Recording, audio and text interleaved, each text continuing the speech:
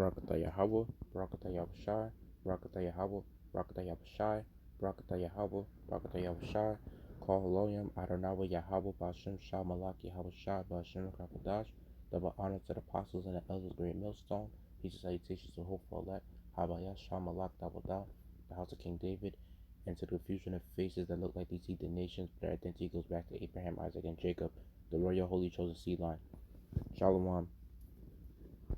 This is the article about this coronavirus is causing people to dump a lot of food out and destroy a lot of crops, and I have a few scriptures to bring out of my Ratazar. You Akim and Akwafiam will be edified. It says, dump milk, smash eggs, plowed vegetables, food waste of the pandemic. With restaurants, hotels, and schools closed, many of the nation's largest farms are destroying millions of pounds of fresh goods that they can no longer sell. April 11, 2020. In Wisconsin and Ohio, farmers are dumping thousands of gallons of fresh milk into lagoons and manure pits. An Idaho farmer has dug huge ditches to bury 1 million pounds of onions, and in South Florida, a region that supplies much of the eastern half of the United States with produce, tractors are crisscrossing bean and cabbage fields, plowing perfectly ripe vegetables back into the soil. After weeks of concern about shortages in grocery stores and mad scrambles to find the last box of pasta or toilet paper roll, many of the nation's largest farms are struggling with another ghastly effect of the pandemic. They are being forced to destroy tens of millions of pounds of fresh food that they can no longer sell. And I've seen that Donald Trump doesn't really have, like, he's not really pretty much in power no more. That the um FEMA's over, like they're running the United States now. So they're which these elites, they know what they're doing. They're just trying to, like, they've been controlling the government ever since that Woodrow Wilson signed that Federal Reserve Act. They've been controlling the government's money and shit like that, and controlling the government's laws over time. But it's just that, like, they lie. They're saying that it's FEMA controlling the United States. The presidents pretty much didn't even have power to begin with. It was mostly the elites. This is all the will of the bankers, which they're carrying out the will ultimately of Yahweh Shemel Shah, because he's the ultimate puppet master behind the scenes of using these elites to doing his will, which is to cause a famine very soon, and to cause the you know a famine of the word as well. But we're focusing on the physical famine right now that they're planning on doing, and yeah, and it's pretty much unnecessary that they had to destroy all those millions of pounds of fresh food, which shows you how America just loves to waste food, you know. And most of these companies, they get their foods from, like, farmers and stuff. It gets shipped from other countries now, you know. So that's how this works. And America's like the largest importing country, so they import, like, foods from other countries. They have farm industries all around, like, internationally, and then they import food products and stuff for overseas, you know. So, and this is gonna cause, like, inflation to hit very soon on the food prices. So yeah, it says the closing of restaurants, hotels, and schools has left some farmers with no buyers for more than half their crops, and even as retailers see spikes in food sales to Americans who are now eating nearly every meal at home, the increases are not enough to absorb all the perishable food that was planted weeks ago and intended for schools and businesses. See, I don't really have a problem with this because I usually eat like one meal a day, so I don't really have a problem with this stuff. You know, a lot of Americans, they pretty much eat like almost every damn freaking 3 hours or 4 hours, and you know they always eat three meals a day, which is pretty much unhealthy. But you know that's what happens when you listen to Esau, so-called white man telling you how much you're supposed to eat and shit. It says the amount of waste is staggering. The nation's largest dairy cooperative, Dairy Farmers of America, estimates that farmers are dumping as many as 3.7 million gallons of milk each day, and a single chicken processor is smashing 750,000 unhatched eggs every week. Many farmers say that they have donated part of the surplus to food banks and Meals on Wheels program, which have been overwhelmed with demand. But there is only so much perishable food that charities with limited numbers of refrigerators and volunteers can absorb. And the cost of harvesting, processing, and then transporting the produce and milk to food banks. Other area of need would put further financial strain on on farms that have seen half their paying customers disappear. Exporting much of the excess food is not feasible either, farmers say, because many international customers are also struggling through the pandemic and recent currency fluctuations make exports unprofitable. It's heartbreaking, said Paul Allen, co-owner of R.C. Hatton, who has had to destroy millions of pounds of beans and cabbage at his farms in South Florida and Georgia. The widespread destruction of fresh food at a time when many Americans are hurting financially and millions are suddenly out of work is an especially dystopian turn of events, even by the standards of a global pandemic. It reflects the profound economy uncertainty wrought by the virus and how difficult it has been for huge sectors of the economy like agriculture to adjust to such a sudden change in how they must operate. Even as Mr. Allen and other farmers have been plowing fresh vegetables into the soil, they have had to plant the same crop again, hoping the economy would have restarted by the time the next batch of vegetables is ready to harvest. But if the food service industry remains closed, then those crops too may have to be destroyed. Farmers are also learning in real time about the nation's consumption habits. The quarantines have shown just how many vegetables Americans eat when meals are prepared for them in restaurants than when they have to cook for themselves. People don't make onion rings at home, said Shane Myers, a third generation onion farmer whose fields straddle the border of Oregon and Idaho. Mr. Myers said there were no good solutions to the fresh food glut after his largest customer, the restaurant industry shut down in California and New York. His farm started redistributing onions from 50-pound sacks into smaller bags that could be sold in grocery stores. He also started freezing some onions but has limited cold storage capacity. With fewer other options, Mr. Myers has begun burying tens of thousands of pounds of onions and leaving them to decompose in trenches. There is no way to redistribute the quantities that we are talking about, he said. Over the decades, the nation's food banks have tried to shift from offering mostly processed meals to serving fresh produce as well. But the pandemic has caused a shortage of volunteers, making it more difficult to serve fruits or vegetables, which are time consuming and expensive to transport. To purchase from a whole new set of farmers and suppliers, it takes time, it takes knowledge. You have to find the people, develop the contracts, said Janet Popendick, an expert on poverty and food assistance.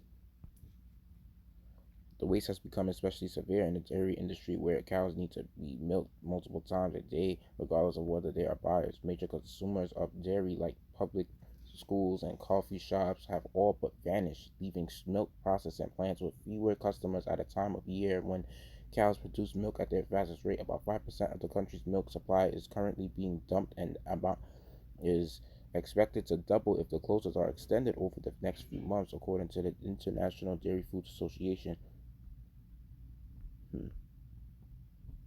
me see.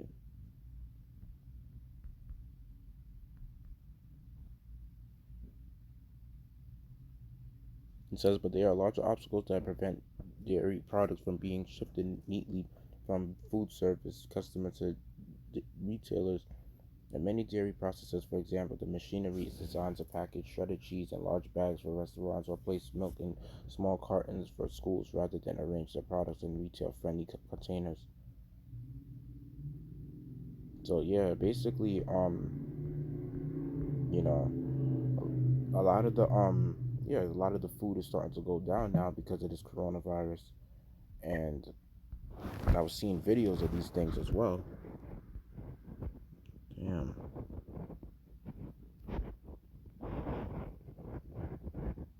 Mm-mm-mm. Wow. They said lines as food bank grows as some farmers destroy food, and there was one. I think there was a pork industry that closed as well.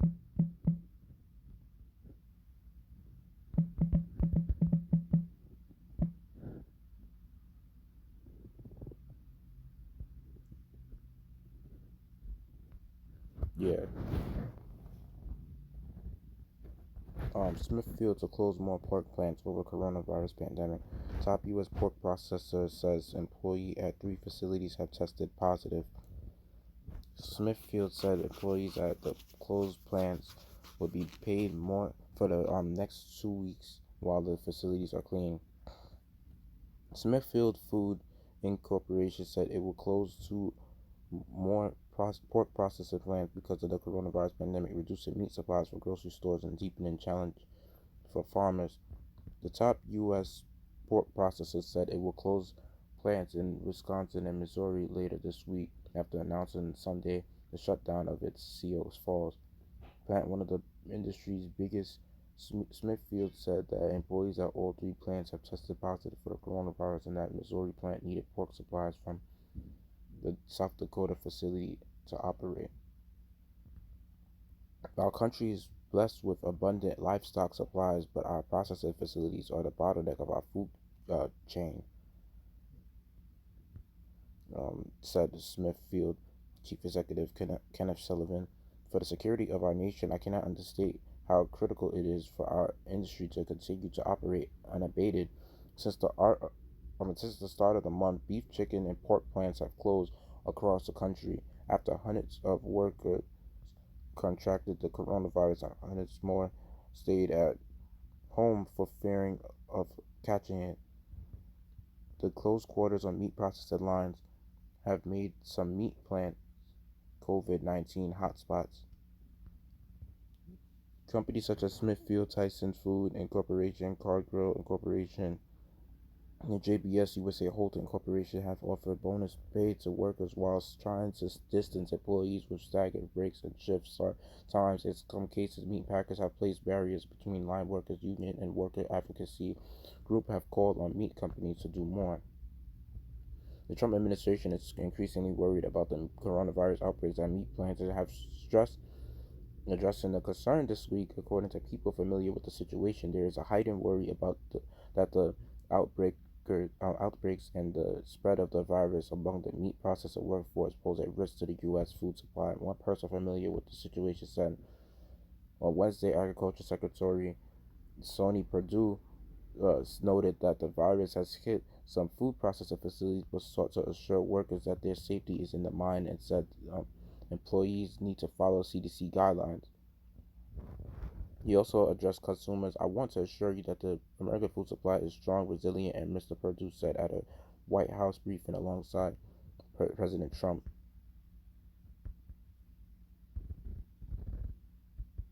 Hmm. Let me see. They said, but Mr. Civilian warned that the meat plant closures are creating a domino effect in the food industry that lays bare interconnected nature of the U.S. agricultural system. As meat closes, production of chicken, beef, and pork is declining, and farmers are left with nowhere to send slaughter-ready livestock. The National Pork Producers Council has estimated that hog farmers face a collective loss, um, $5 billion loss for the remainder of the year, or about $37 for each hog. Mike Patterson raises hogs near Kenyon as part of a farm group that was due this week to send about 3,000 pigs to Smithfield Sioux Falls plant instead of loading hogs. Mr. Patterson had been looking for soybean hulls and other low fiber feed ingredients that can fill his hog belly, but not add much weight. It's kind of like salad for pigs, he said. Mr. Patterson said he hopes to keep his hogs growing much more and dangerously crowding his barns, which, while he searches for another plant to buy them, meatpackers can penalize farmers for too heavy hogs since some plant equipment struggles to manage large carcasses.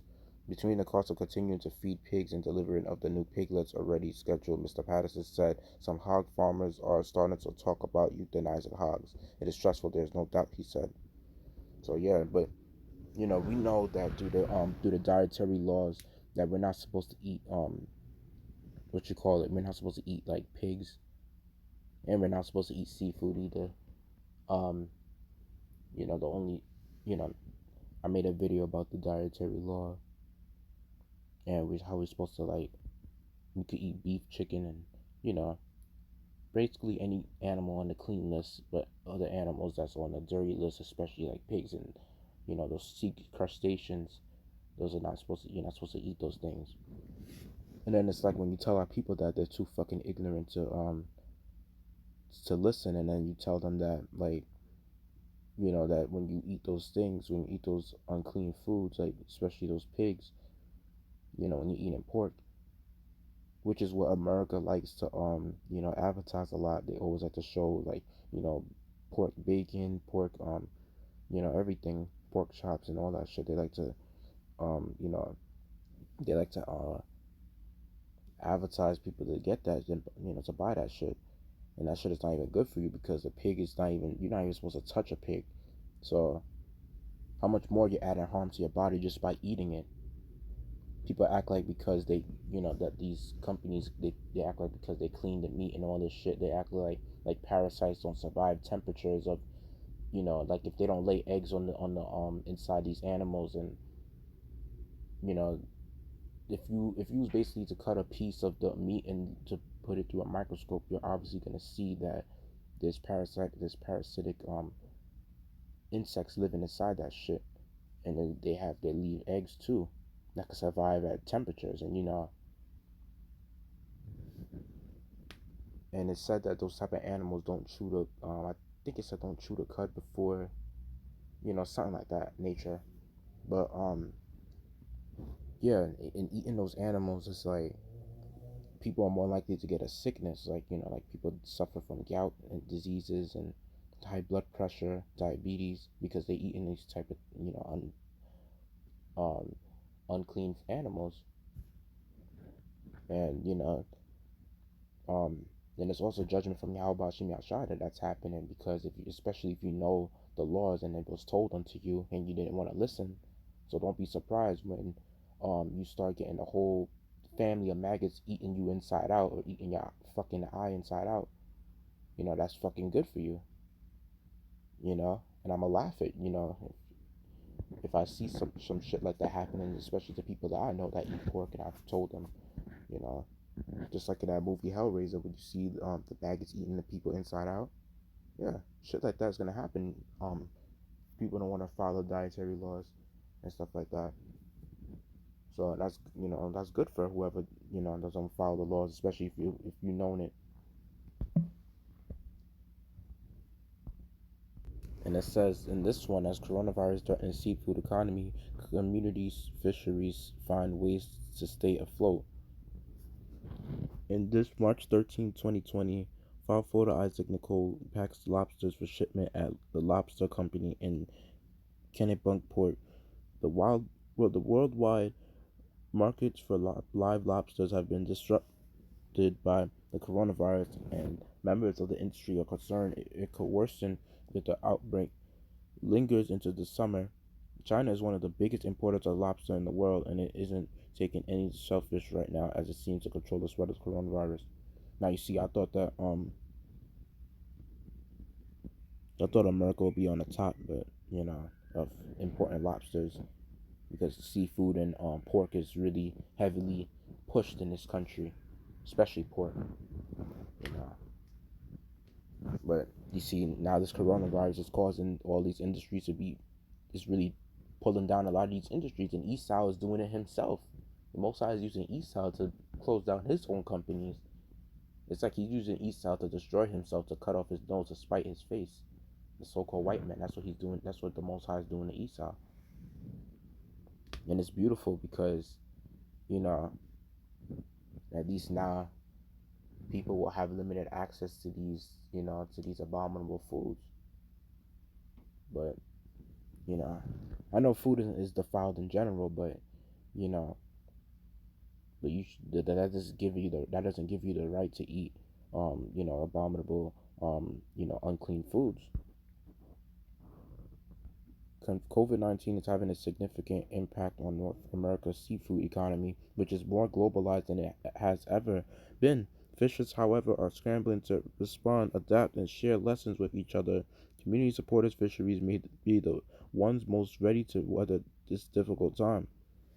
Major commercial fisheries, including the iconic Maine lobster fishery, have ground to a halt. The closure of restaurants and fresh seafood counters has created a serious dent in demand. Even temporarily, this is a serious blow to small scale harvesters and fishing communities who often derive most of their sales from these markets. Consider the lucrative Pacific halibut fisheries, which opened in mid March. These fisheries largely serve fine dining restaurants. Grilled halibut entries fetch northward of $30 at iconic Vancouver restaurants such as Joe Forti's. But with the restaurants closed, wholesale halibut prices are down $1 or more from last year, average of US $5.30 per pound, and are expected to drop further. Combined with loss of sales to markets like China, seafood producers from east to west are without a market for their product. At the same time, wary consumers are stocking up on canned and frozen products that are still available. Others are hoping to connect directly with local fishers to fill emerging demand. Many fishers are adapted to accommodate this tumultuous new market. Some who previously catered to restaurants are finding their inboxes overwhelmed by the individual wanting to buy their seafood direct. But decades of globalization, industrialization, and environmental change have brought many coastal communities to the brink because of coastal development, climate change, or they've lost fighting rights to industry consolidation. To meet this moment, many need more than just an invigorated customer base. Hmm. Let me bring out the few scriptures now. I went to enough. Um, it says, Second Ezra 16:18, the beginning of sorrows and great mournings, the beginning of famine and great death, the beginning of wars, and the powers shall stand in fear, the beginning of evils. What should I do when these evils come? Behold, famine and plague, tribulation and anguish are set as scourges for amendment. But for all these things they shall not turn from their wickedness, nor be always mindful of the scourges. And that's talking about our people, the 2/3. Like when these things are happening, they're not going to turn from their wickedness. It's already happening right now. These are the beginning of sorrows. And if you can't see that these are the beginning of sorrows, the Most High ain't dealing with your ass. Simple as that. If you don't know that Esau, the devil that the Bible speaks of, and if you don't know that it's the so-called white man, um, yeah, man, you're just through at this point, because everybody should have known this truth by now. Mostly speaking about the Israelites, of our nation, which is these so-called blacks, Hispanics, Latinos, and Native Americans. That y'all should know that y'all the true Israelites the Bible talks about, and you know the Most High he ain't playing out here. And it says like in verse 22, for many of them that dwell upon the earth shall perish of famine, and the others that escape the hunger shall the sword destroy. So, yeah. And it says, and the dead shall be cast out of dung, and there shall be no man to comfort them, for the earth shall be wasted, and the city shall be cast down. And this is what the Most High is bringing. Everyone think the Most High is all love. He's causing the famine to hit right now with this coronavirus. A lot of people thinking that America's gonna bounce back on its feet, and everything's not gonna be the same, even if they don't push the chip this year or some, you know, everything's not gonna be the same. So, um, famine is not nothing to be played around with, because you're gonna have to witness your body eating itself out. This is what the Lord said in 2nd Ezra 15. Behold, saith the Lord, I will bring plagues upon the world, the sword, famine, death, and destruction, for wickedness have exceedingly polluted the whole earth, and their hurtful works are fulfilled. Therefore, saith the Lord, I will hold my tongue no more as touching their wickedness, which they profanely commit, neither will I suffer them in those things in which they wickedly exercise themselves. Behold, the innocent and righteous blood crieth unto me, and the souls of the just complain continually. And who's the souls of the just? Which is us, the hopeful elect. By being in this truth, posting videos, by um going out on the highways and byways, and you know teaching the word, making prayers. We're crying unto the Lord continuously, because we just hope that we get that mark of exemption from judgment, according to Ezekiel, the 9th chapter. You know, so yeah, all these famines are happening. All this stuff is happening because the Most High is causing these things to happen. And yeah, and this is the last scripture I want to bring out, Amos 3:6, and it says, "Shall a trumpet be blown in the city, and the people not be afraid? Shall there be evil in the city, and the Lord have not done it?" You see, and that really shows you, you know, that the Most High does good and evil. Um, I'll do a video on that too. That the Most High, like, He really does good and evil at the same, like, He's a balance, and He did say a false balance and abomination to Him. So, in the scriptures. So, um, yeah, and the evil that He's doing right now is that He's using Esau to cause this destruction um of His own kingdom. And how's He doing that? With this pandemic, by way of this pandemic, which is the coronavirus. Everyone believes it's a pandemic, but I know it's a pandemic, because like it's just flu-like symptoms people are getting sick from, and it's mostly like linked to 5G. But it's other ways people getting sick as well, and they're all trying to link it to coronavirus. And mostly the vaccine is that's the finishing part. That's the thing that's gonna give you that disease. But yeah.